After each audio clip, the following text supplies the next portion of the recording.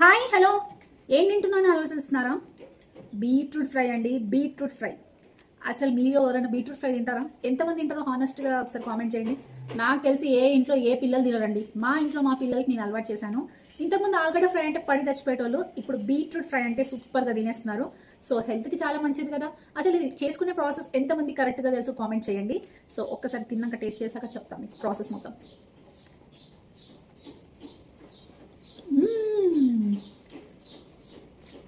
నిజంగానే సూపర్గా అయింది.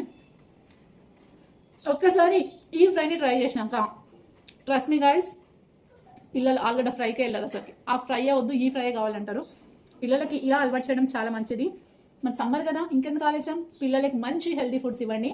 రోజు ఒక వీడియో అప్లోడ్ చేస్తాను. ముందుగా ఈ ప్రాసెస్ ఏంటో నేను వీడియో మొత్తం మీకు చూపిస్తాను. పదండి, లెట్స్ మేక్ బీట్రూట్ ఫ్రై. ముందుగా బీట్రూట్ ఫ్రై చేసుకోవాలంటే ఫస్ట్ బీట్రూట్ పైన తొక్క మొత్తం తీసేసుకోవాలి. మీలో ఎంతమంది బీట్రూట్ ఫ్రై ట్రై చేశారు? తప్పకుండా కామెంట్ చేయడం మర్చిపోవద్దు. హలో, ఇప్పుడు వచ్చేది సమ్మర్ అండి. సో పిల్లలు యాక్చువల్గా టిఫిన్ బాక్సెస్కి ఇలా పెడితే అస్సలు తినరు. సో ఇంట్లో మనమైతే బలవంతంగా తినిపించేస్తాం కాబట్టి తినేస్తారు. సో ఈ సమ్మర్లో పిల్లలకి ఇలా మంచి మంచి ఫుడ్ ఐటమ్స్ చేసి పెట్టండి. So carrot fry, beetroot fry, పుదీనా రైస్, ఇవన్నీ నేను ఆ రెసిపీలో చేసి పెడుతుంటాను. డైలీ ఒక వీడియో అప్లోడ్ చేస్తాను ఇప్పటి నుంచి. సో తప్పకుండా ఎవరైతే పిల్లలు బీట్రూట్ తినని వాళ్ళు ఉంటారో, పిల్లలే కాదు పెద్దవాళ్ళు కూడా తినరండి, మా ఇంట్లోకి అస్సలే ముట్టుకోరు. సో ఎప్పుడైతే నేను ఇలా చేయడం ట్రై చేశానో అప్పటి నుంచి మా ఇంట్లో మాత్రం సూపర్గా తింటున్నారు. సో ఈ రెసిపీ ఎంతమంది ట్రై చేశారో కామెంట్ చేయండి. ఎంతమంది ట్రై చేయలేదో పక్కా ట్రై చేయండి. సో దీంట్లో మనము ఏమేమి ఇంగ్రీడియంట్స్ వేయాలో, ఏమేమి ఇంగ్రీడియంట్స్ వేయొద్దో చెప్తాను. సో ఇది ఖచ్చితంగా మనకి ఒక 4-5 డేస్ అయితే పక్కా నిల్వ ఉంటుంది. సో ఇలా చిన్న చిన్న పీసెస్గా కట్ చేసి పెట్టుకోవాలి. సో మిగతా ప్రాసెస్ చూసేద్దాం పదండి. ముందుగా మనమైతే స్టవ్ ఆన్ చేసేసుకొని మంచిగా కడాయి అయితే పెట్టేసుకోవాలి. ఎందుకంటే ఫ్రై ఐటమ్స్ కాబట్టి మనం కడాయిలోనే చేసుకోవాలి. సో కడాయి కొంచెం హీట్ అయినాక దీంట్లో కొద్దిగా ఆయిల్ ఎక్కువనే వేసుకుంటే వేసుకోండి, లేకపోతే నేను కొద్దిగానే వేస్తాను. సో నేను తీసుకుంది 1/2 kg బీట్రూట్ అండి. 1/2 kgకి నేను 2 పావులు అయితే పోసాను నూనె. యాక్చువల్గా ఫ్రైస్కి కొంచెం ఆయిల్ ఎక్కువ ఉంటేనే బాగుంటుంది, కానీ బీట్రూట్ కదండి కొంచెం మనం హెల్దీగా తింటున్నాం కాబట్టి ఆయిల్ కొంచెం తక్కువ వేసుకుంటేనే బెటర్. సో ఆయిల్ మంచిగా హీట్ అయిపోయాక ఏం వేసుకోవాలో చూపిస్తానండి.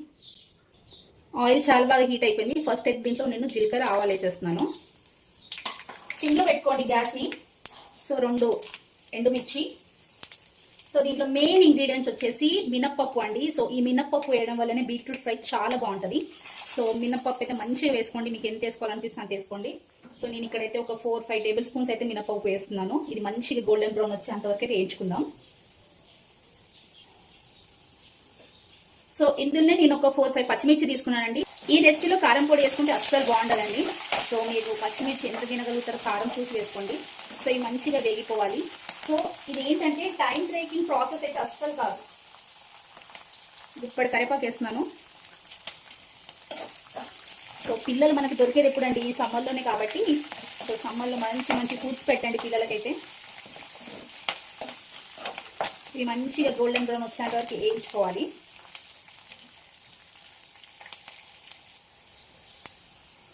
మంచిగా ఎగుతుంది కదండి. సో ఇందులో నేను ఓన్లీ అల్లము కచ్చపచ్చ దంచి వేసుకున్నానండి. సో మనం ఇలా అల్లం ఎల్లిగడ్డ పేస్ట్ వేయం కాబట్టి ఓన్లీ అల్లం ఒకటే వేసుకోండి. మీ దగ్గర అల్లం లేదనుకుంటే చిన్న ఎల్లిపాయ వేసుకోండి. సో ఎల్లిగడ్డ వేసుకోండి, చాలా బాగుంటుంది టేస్ట్. సో అల్లం వేయడం వల్ల ఏంటంటే ఫ్లేవర్ చాలా బాగా తెలుస్తుంది. అల్లం ఎల్లిగడ్డ పేస్ట్ కన్నా ఓన్లీ అల్లం ఒకసారి ట్రై చేయండి, చాలా బాగుంటుంది. సో చూసారా చాలా బాగా మంచి గోల్డెన్ బ్రౌన్ వస్తుంది కదా.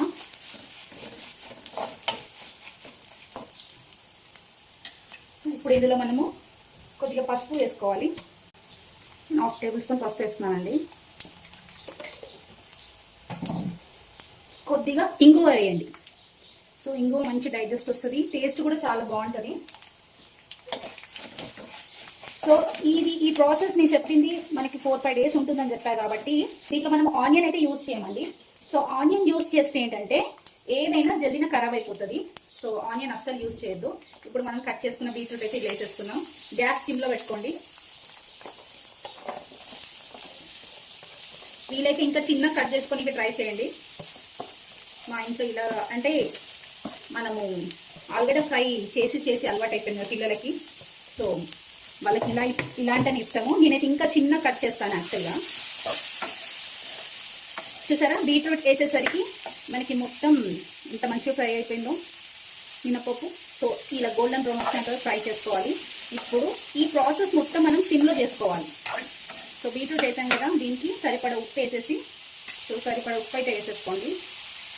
బీట్రూట్ కొంచెం తీయ ఉంటుంది కాబట్టి సో ఉప్పు కొద్దిగా మంచిగానే వేసుకోండి.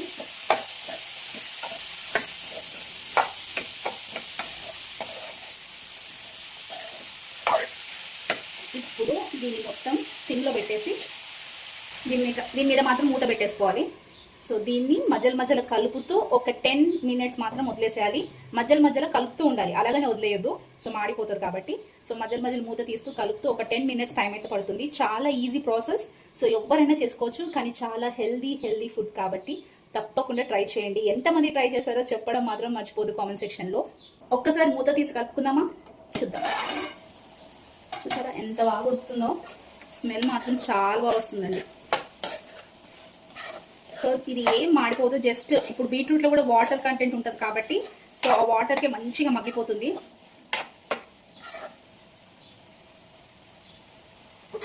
మినపప్పు కూడా చాలా మెత్తగా ఉడుకుతుంది, చాలా బాగుంటుంది. మూత పెట్టేద్దాం.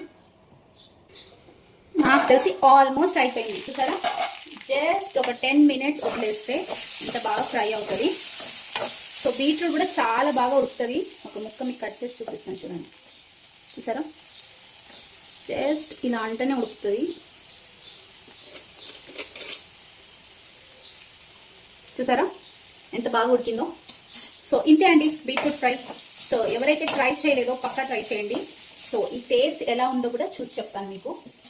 సో లాస్ట్లో మనం కొద్దిగా కొత్తిమీర వేసేసుకొని తీసేద్దాం.